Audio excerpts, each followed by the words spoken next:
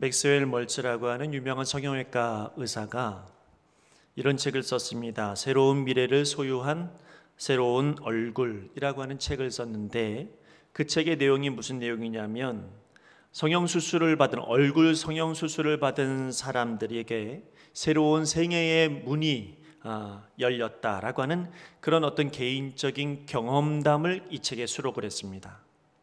근데 이 책에서 보니까 한 사람의 얼굴이 성형수술을 해서 변화가 되어지니까 그 사람의 성격도 바뀌어지더라 라고 하는 것이 이제 이 책 저자의 주제입니다. 그런데 시간이 지나고 나서 세월이 지난 후에 다시 이 멀츠라고 하는 이 성형외과 박사가 깨달은 또 하나의 사실은, 얼굴 성형수술을 받은 후에도 많은 사람들이 그 변화되지 않는 삶을 여전히 살아가고 있더라는 거죠. 처음에 얼굴 수술을 했을 때는, 성형수술을 했을 때는 새로운 세상이 열린 것과 같고, 그래서 정말로 그의 인격에 변화가 있는 것 같고 성격에 변화가 일어나는 것처럼 보였는데, 세월이 한참 지나고 나서 다시 돌아보니까 원래 그대로, 원래 그 성격으로, 원래 그 모양으로 그렇게 다시 돌아가더라는 겁니다. 그래서 이 멀츠라고 하는 이 성형외과 박사가 깨달은 건 뭐냐면, 사람을 바꾸는 것은 얼굴이 아니라 그 내면의 자아상이 바뀌어야 그 사람이 변화되더라라고 하는 거죠. 여러분, 우리의 성격에도 이분이 이런 말을 합니다. 우리의 얼굴이 다 다른 것처럼 우리 성격 얼굴도 다 다르다, 이렇게 말을 하죠. 여러분, 오늘 우리의 성격의 얼굴이 변화되어져야, 그래야 우리의 삶의 변화도 일어나는 겁니다. 내 얼굴이 바뀌어지고 환경이 바뀌어진다고 여러분 나의 삶의 변화가 일어나는 것은 아니고, 내 안에 변화가 일어나야 되고 내 안에 빛이 있어야, 그래야 그 빛대로 우리가 변화되어진 인생을 살아가게 되어지는 것입니다. 여러분, 오늘 우리가 살아가고 있는 인생의 문제, 이 문제의 해결점을 우리는 다른 곳에서 찾지 말고 오늘 우리 마음 자세에서 다시 한번 찾아보기를 원합니다. 나의 얼굴, 다른 누군가의 인격의 얼굴을 판단하고 평가하기보다는 오늘 나의 인격 얼굴을 다시 한번 살펴보기를 간절히 바랍니다. 철학자 파스칼은 팡세라고 하는 이 책에서 인간의 세상에서는 네 가지의 종류의 세상이 있는데, 사람이 있는데, 그 첫 번째가 뭐냐면 하나님이 있든 없든 내 맘대로 살아가는, 내가 원하는 대로 살아가는 그런 사람이 한 명 있고, 또 하나는 하나님을 내가 찾으려고 애쓰는 사람인데, 그런데 무지개를 바라보는 것처럼 그저 그냥 허망만, 그냥 막연하게 헤매는 그런 사람이 있고, 또 한 사람은 어떤 사람이냐면 하나님 안에 있는데, 그런데 언제나 내중심적으로 내 뜻대로 살아가는 사람이 있더라는 겁니다. 자기가 원하는 자기의 틀이 있어요. 신앙은 이런 겁니다. 신앙은 이런 틀 안에서 있어야 됩니다. 자기 나름대로의 신앙의 개념과 신앙의 마음들을 가지고 있는데, 그런데 그런 어떤 모든 것들이 자기중심적으로 움직이다가 맨 마지막에 남는 것으로 하나님께 드리는 그런 인생, 이게 세 번째 사람입니다. 마지막 한 사람은, 이 파스칼은 이렇게 말하죠. 하나님 안에서 살아가고 늘 하나님과 함께 살아가는 사람, 바로 이런 사람이 있더라는 겁니다. 그러면서 이야기하는 건 뭐냐면, 이 하나님 안에 살아가고 하나님과 동행하며 살아가는 사람들의 특징은 뭐냐면, 내가 하나님을 찾는 것처럼 보였는데 알고 보니 하나님이 나를 찾아주셨다, 하나님이 나를 불러주셨다, 이런 것이 너무 감사해서 하나님께 맡기고 하나님과 동행하는 그런 삶을 살아가는 바로 그런 사람을 이야기합니다. 자, 이 파스칼이 이야기하고 있는 인간 세상에서의 네 종류의 사람 중에 어떤 사람이 빛이 날까요? 어떤 사람이 빛이 드러나는 그런 영광의 빛이 나오는 그런 사람일까요? 아마도 당연하게 하나님과 함께 살아가는 사람이 그 사람의 영혼에 여러분 영광의 광채가 나아지는 것을 여러분 믿으시기를 바랍니다. 우리의 영혼에서, 여러분 내 인격의 영혼에서, 내 얼굴에서 하나님의 영광이 드러나는 게 아니고 세속적인 세상의 그림자가 늘 보여진다고 한다면 우리 인생의 문제에서 과연 우리가 성공한 사람이냐, 과연 우리가 하나님 편에서 볼 때 아름다운 사람이냐. 오늘 여러분, 우리가 반드시 기억해야 될 것은 내 안에 하나님의 영광이 비추어지는 역사가 우리 가운데 있을 때에 환경과 상관없이 우리 안에 빛나는 인생이요 성공하는 인생이 되어질 줄로 믿습니다. 하나님의 영광의 광채가 드러나는 사람들에게는 다 그만한 이유가 있어요. 그냥 하나님의 영광이 드러나는 사람은 교회에 나온 사람이니까 하나님의 영광이 드러나는구나, 내가 성경을 읽으니까 하나님의 영광이 드러나는구나, 그렇지 않습니다. 하나님의 영광이 얼굴에서 드러나고 삶에서 드러나는 사람들은 다 그만한 이유가 있어요. 성경을 보니까 아브라함을 보십시오. 아브라함은 그의 삶 가운데 광채가 났는데 무슨 이유 때문에 광채가 났냐면 그 믿음의 삶 때문입니다. 그 믿음의 삶 때문에 아브라함의 인생이 사람들이 볼 때 광채나는 인생이다, 이렇게 설명하는 거고요. 그의 아들 이삭은요, 하나님 아버지 하나님 앞에 순종하는 것 때문에 여러분 이 이삭이 빛이 났습니다. 또 야곱은 축복의 시련을 통해서 광채가 났고요. 엘리야는 하나님께서 지키시고 함께 하셔서 승리하는 그 여러분 인격의 놀라운 축복과 능력의 광채에 하나님께서 역사하시는 겁니다. 이사야를 보니까 어려운 환경 속에서도 하나님께서 사용하시고 그리고 놀라운 말씀들을 외치고 선포하는 그런 모습 속에서 빛이 났습니다. 오늘 성경의 사도 바울은 복음으로 말미암아 광채가 났던 사람이고요. 사도 요한은 여러분은 언제나 하나님과 동행하는 삶을 보여줌으로 말미암아 항상 사랑하라고 말하는 그 말로 말미암아 많은 이들에게 광채가 나는 인생이라 평가받았습니다. 자, 오늘 광채 나는 사람들에게는 광채 나는 이유가 있어요. 여러분 그의 삶 가운데 보면 저 사람은 빛이 난다, 저 사람은 뭔가 변화가 일어난다, 저 사람은 뭔가 일이 있다, 여러분 이렇게 보여지는 데는 다 이유가 있는데 그 이유는 다른 데서 찾을 것이 아니라 오늘 하나님에게서부터 나오는 이 놀라운 빛으로 우리는 깨달아야 되는 것입니다. 하나님의 영광으로 나타나는 광채는 보여지는 얼굴에만 빛이 나는 것은 아닙니다. 그 광채는 그 마음에 그 영혼의 빛을 비추어서 빛나게 하는 것입니다.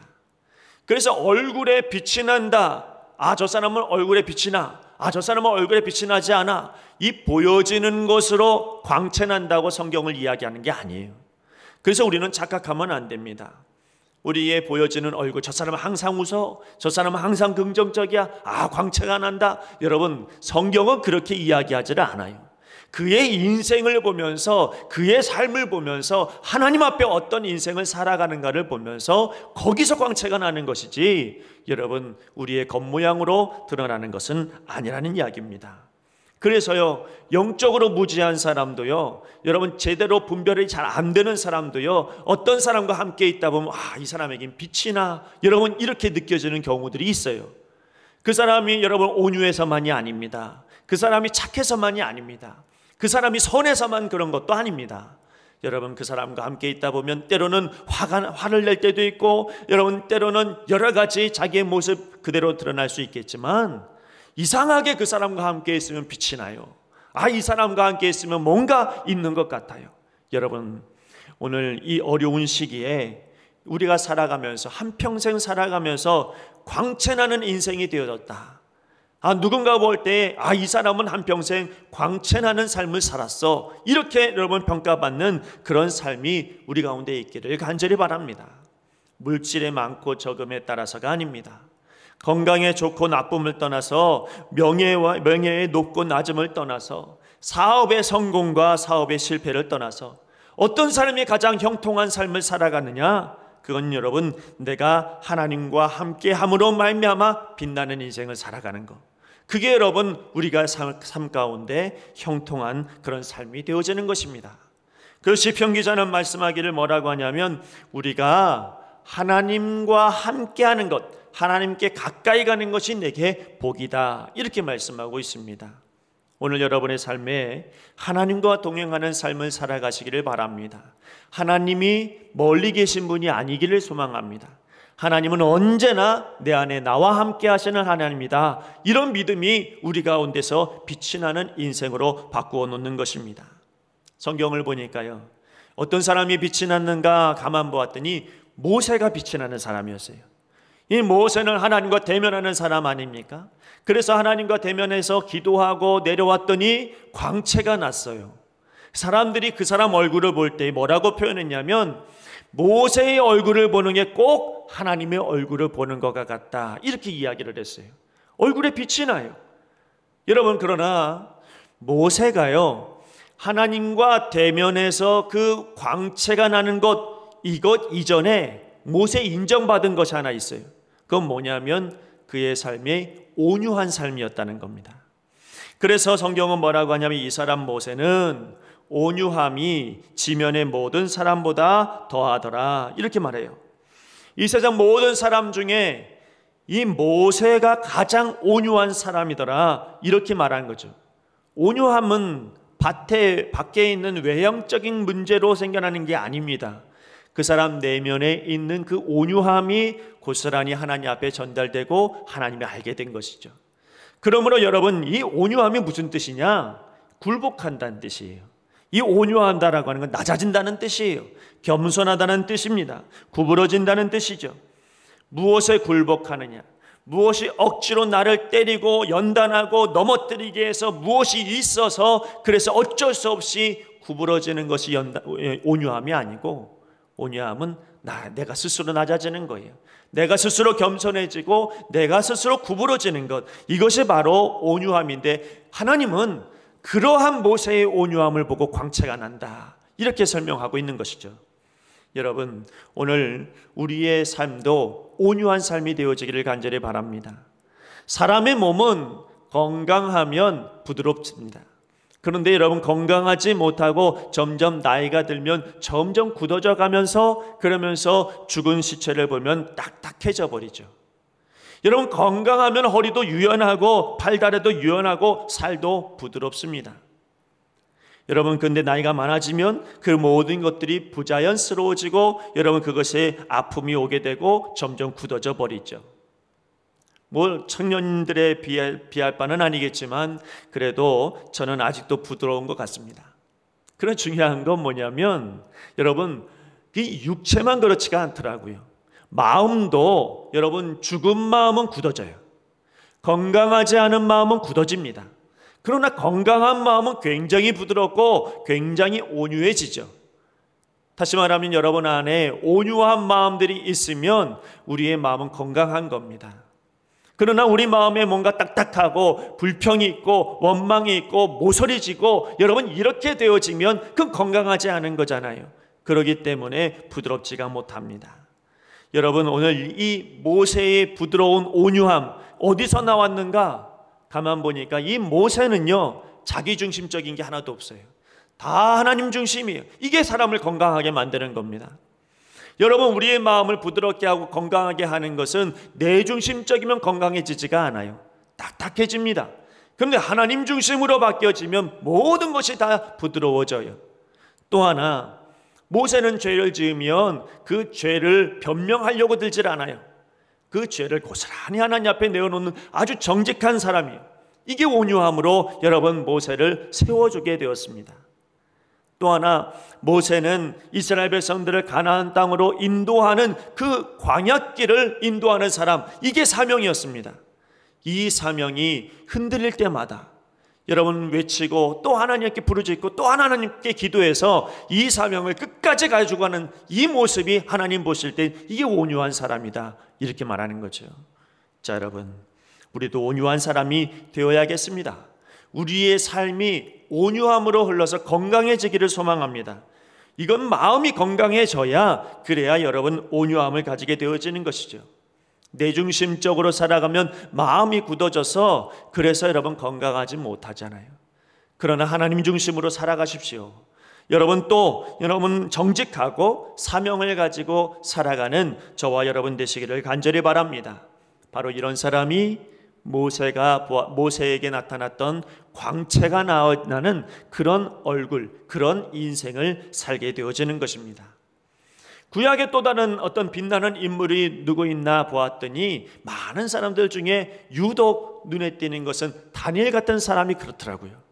여러분, 이 다니엘은 어린 나이에 적국으로 포로로 끌려갔던, 그래서 시련과 고통과 고난과 모든 어려운 환경들이 이 다니엘을 짓눌렀습니다. 그런데도 불구하고 이 다니엘에게 유독 눈에 띄는 것은 뭐냐면 타협이 없어요.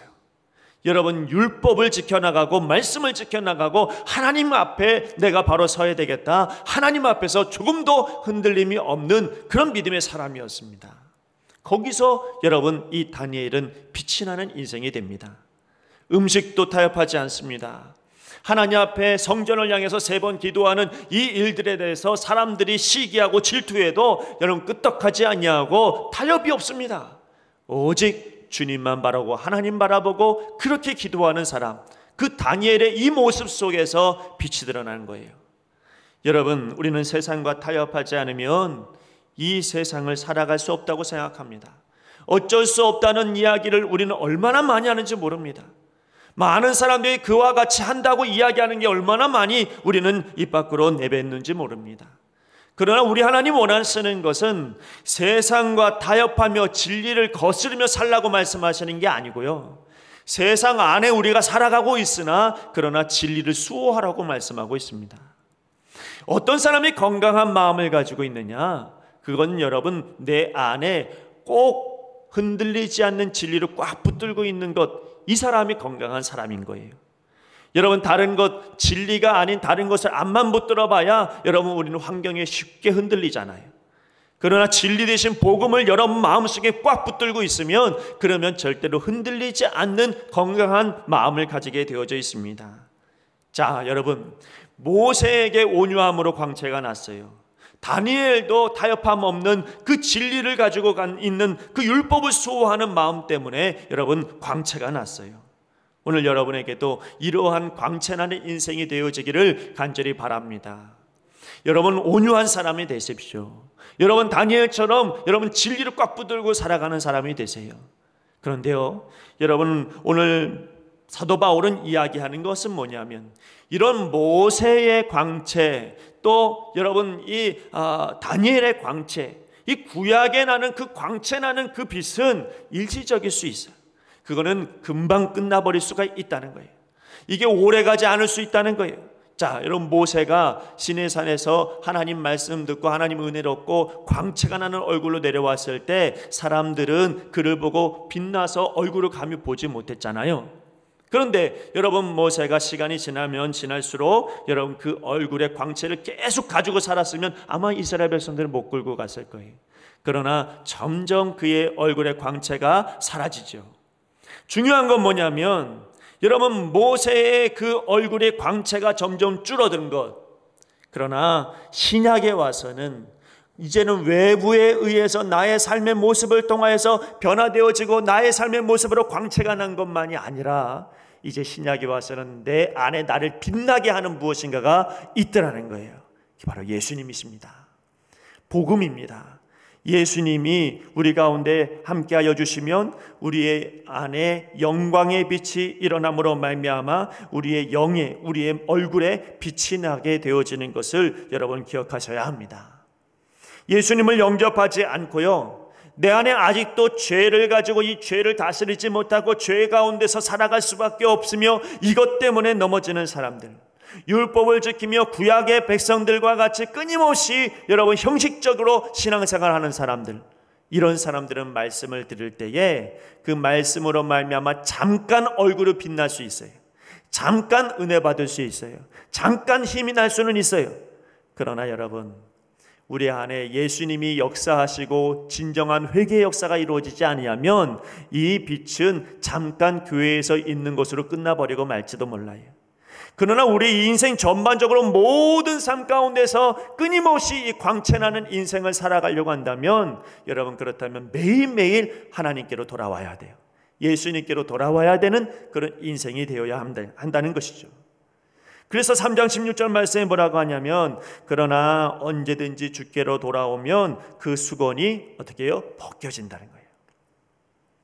다시 말하면 이제 예수님께로 돌아가는 사람, 회개하여 물과 성령으로 거듭난 사람들은 모두 다 그 율법으로부터 자유해지는 사람이 된다는 뜻입니다. 하나님을 매일매일 대면하는 사람이 되는 것이고, 매일매일 정죄감 속에서 이제는 허덕이지 않아도 되는 것이고, 이제는 예수님의 얼굴로 말미암아 끊임없이 우리 안에 빛이 되어지는 삶을 살아가게 되어진다는 것이죠. 그 사도 바울은 3장 17절 18절에 이렇게 말합니다. 주는 영이시니 주의 영이 계신 곳에는 자유가 있느니라. 우리가 다 수건을 벗은 얼굴로 거울을 보는 것과 같이 주의 영광을 보매 그와 같은 형상으로 변화하여 영광에서 영광에 이르니 곧 주의 영으로 말미암음이니라. 무슨 말입니까? 주님께로 돌아가자는 거예요. 여러분, 내 인생을 형통한 삶으로 살아가려고 한다면, 내 인생이 빛으로 살아가는 인생이 되어지려면, 내게 뭔가 있는 것처럼 그렇게 뭔가 하나님 앞에 비범한 사람이 되고자 한다면 주님께로 돌아가자는 거예요. 하나님께로 돌아가면 주님의 마음을 가진 자가 바로 자유하게 되어지고, 그리고 빛의 삶을 살아가게 된다는 것입니다. 여러분, 오늘 이 시간에 우리가 함께 나누고자 하는 것은 내 안에 여러분 누가 있느냐, 내 안에 무엇으로 채워넣느냐, 이것이 너무나도 중요하다라고 하는 것을 오늘 우리가 함께 나누고자 합니다. 여러분, 스데반 집사님은 그 안에 은혜와 진리가 충만하다고 그랬어요. 그리고 여러분, 성령과 지혜가 충만하다고 말했어요. 그러므로 여러분, 이 안에 복음으로 꽉 찬 이 스데반 집사님은 주변에 아무리 고통이 오고 환경이 달라져도 끄떡도 하지 않냐고 오직 하나님만 바라봅니다. 여러분, 우리에게 소망은 어디에 있습니까? 여러분, 우리에게 소망은 오직 예수님께 있으며, 그래서 그 소망의 빛이 내 안에 일어남으로 말미암아 끊임없이 여러분 누군가에게 빛을 전달하고 연결시켜주고, 여러분 그런 삶의 변화를 일으킬 만한 빛의 사람이 되는 것입니다. 그 스데반 집사의 그 소망의 빛, 그 마음 안에 있었던 그 빛이 누구에게까지 연결이 됐냐면 사도 바울을 되게 만드는 거예요. 사도 바울이 그 스데반의 그 설교 안에 있는 모든 신학을 고스란히 받는 그런 은혜를 봅니다. 자, 스데반, 그와 우리가 다른 사람입니까? 그렇지 않습니다. 스데반과 같은 우리도 그리스도의 사람입니다. 그러므로 우리도 역시 마찬가지로 소망의 빛이 우리 안에 있기를 간절히 소망합니다. 오늘 사도 바울은 그 해와 같이 빛나는 얼굴을 갖게 만든 것이 무엇인지 분명하게 설명합니다. 바로 하나님의 영광을 아는 빛이라고 말하죠. 6절 말씀을 다시 한번 제가 읽어드리면, 어두운 데에 빛이 비치라 말씀하셨던 그 하나님께서 예수 그리스도의 얼굴에 있는 하나님의 영광을 아는 빛을 우리 마음에 비추셨느니라. 예수 그리스도의 얼굴에 있는 하나님의 영광의 빛이 뭡니까? 그 앞에 나와 있는 말씀처럼 어두운 데에 빛이 비치라. 그러므로 예수님께서 우리에게 비춰주시는 이 빛은 뭐냐면, 태초에 하나님이 그 어두운 가운데서 무에서 유를 창조하시는 빛이 있으라 말씀하신 그 빛이 어디에 있냐면 지금 내 안에 있다는 겁니다. 이 얼마나 큰 축복입니까? 여러분, 실망할 만한 일들이 얼마나 많이 있어요? 그러나 그 실망한 일들만 바라보지 말고 여러분 안에 계신 예수님을 바라보면, 그 예수님은 내 안에 무에서 유를 창조하시듯이 여러분 빛으로 우리 가운데 역사하여 주신다는 이야기입니다. 회복 불능의 상태, 나의 죄된 상태가 내가 실수하고 범죄하는 이 회복 불능의 상태인 나도 예수님의 십자가로 말미암아, 예수님의 빛으로 말미암아, 그 소망의 빛으로 말미암아 무에서 유를 창조하듯이 죄인에서 의인으로 우리 하나님께서 인도해 주신다는 역사이죠. 자, 여러분, 사업이 실패할 때도 있습니다. 환경이 무너질 때도 있습니다. 여러 가지 두려움과 억압 속에서 우리가 꼭 갇혀있는 것 같은 이 어둠 속에 있을 수 있습니다. 우리의 미래가 막막해서 깜깜해질 수도 있습니다. 그러나 여러분, 외부는 깜깜해도, 밖에는 깜깜해도 여러분 안의 빛은 여전히 소망의 빛입니다. 그래서 그 예수님을 바라보면서 기도하면 예수님의 빛으로 말미암아 우리는 끊임없이 빛된 인생으로, 소망으로 여러분 창조되어져 나아갈 수 있는 것입니다. 여러분, 모세와 같이 온유한 마음 가지십시오. 여러분, 다니엘과 같이 세상과 타협하지 않는 믿음을 가지십시오. 그러나 이보다 더 중요한 것은 우리 안에 끊임없이 용기를 주시는 그 생명의 빛, 예수님의 복음의 빛이 여러분 마음 가운데 있기를 간절히 바랍니다. 바울이 복음을 증거할 수 있었던 가장 큰 동기가 오늘 본문의 말씀이에요. 여러분, 사도 바울이 이 말씀을 얼마나 소중하게 여겼는지, 이 말씀이 그의 인생에 복음을 증거하는 데 있어서 소망이 되는 말씀이에요. 왜냐하면 여러분, 그는 암담한 세상에서 복음 증거하는 사람 아닙니까? 그는 깜깜한 지하 감옥에서 살았던 사람 아닙니까? 그는 여러분은 수많은 핍박과 수많은 고난과 시련 속에서, 앞이 깜깜한 인생 속에서 여러분 복음을 증거해야만 했던 그런 사명을 가졌던 사람입니다. 얼마나 낙심할 때가 많았겠고, 얼마나 실망할 때가 많았을 것이며, 얼마나 여러분 마음이 무너질 만한 일들이 많았을까요? 그런데도 불구하고 오늘 이 말씀, 하나님의 영광을 아는 빛이 내 안에 여전히 있으니까, 무에서 유를 창조하는 빛이 여전히 내 안에 있으니까, 그 빛으로 말미암아 또 소망을 얻고 용기를 얻고 담대한 마음을 가지게 되어진 것입니다. 지금 우리에게 필요한 것이 무엇일까를 생각했습니다. 지금 우리가 가장 필요하고 원하는 것은 어떤 것일까? 지금 이 상황 속에서, 이 어려운 환경 속에서 정말로 필요한 것은 무엇일까? 그것은 아마도 무엇이 있어서가 아니라 아무것도 없다 할지라도 창조해내는 그 빛이 우리 가운데 필요하지 않을까요? 여러분, 그 구원의 빛이 우리에게 필요하지 않을까요? 그 하나님의 영광의 빛이 여러분 지금 내 안에 있다면, 난 누가 뭐라고 해도 여러분 해와 같이 빛나는 얼굴이 되어질 줄로 믿습니다. 일주일 동안 여러분 그 빛나는 얼굴로, 빛나는 삶으로 살아가는 우리 신기촌교회 모든 성도들이 되시기를 간절히 바랍니다. 기도하겠습니다. 하나님 아버지, 우리를 살게 하는 것은 환경도 아니고, 우리를 살게 하는 것은 여러 가지 조건이 아닙니다.